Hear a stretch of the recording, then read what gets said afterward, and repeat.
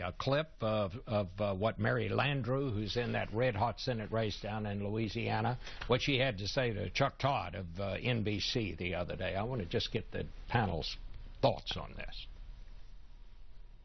To be very, very honest with you, in the South has not always been the friendliest place for African Americans. It's been a difficult time for the president to present himself in a very positive light as a leader.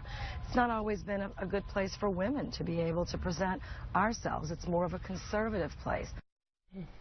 So what do you think? The state has a Democratic woman senator named Mary Landrieu and an Indian American governor.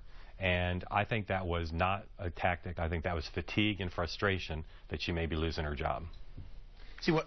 Yeah. I think there's.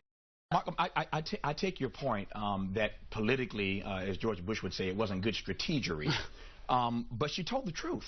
And it just sickens me in this town that the truth is just so subversive that it can't be told. And when it is told, we want to call it frustration and fatigue. It may have been that, but she told the truth. I think it was both things. It was a misstep because you can see it in the statement, Bob, that she issued subsequently. And by the way, if a candidate puts a statement out after a quote on TV, usually it wasn't intentional, clarifying what she meant to say. But look, to Tavis's point, the fact is that there's still vestiges of racial discrimination in the South. Louisiana is a state that in 1991 gave David Duke a lot of votes. That's not ancient history. So race is still a challenge in the South. But to go to what Tavis said earlier, I mean, you were saying that it's the timing of this that was notable, right? Mm-hmm. It sounds as though she's making an appeal for my base to come out. And that gets to what you were saying earlier, which is, are you going to go to African Americans and women voters only when it really matters? And that's one of the reasons. It's always that political Hail Mary that you want the black and brown to save the day for. But, you know, one of the undercurrents in this election, and I think one of the ugliest parts of it, there are some Democratic ads running out there suggesting that if African Americans don't vote for the Democrat,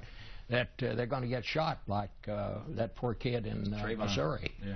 It shows the extent to which mathematically Democrats have to turn out African Americans in those targeted states, and the extent to which, as has been said, they don't have much else to offer. I will say about Mary Landrieu and Michelle Nunn in Georgia, people are writing them off in runoffs because of the polls now. Those are static snapshots. I actually think if the Senate's on the line, there's a chance that Mary Landrieu and Michelle Nunn could win in the runoffs. I agree with that in part because if those black and brown voters we've talked about see that the country is shifting in the other direction, that the Senate is turning this way, then they'll come to the rescue once again to be motivated. And Bill Clinton will take up residence. Absolutely. Can I add, though, that I think the subtext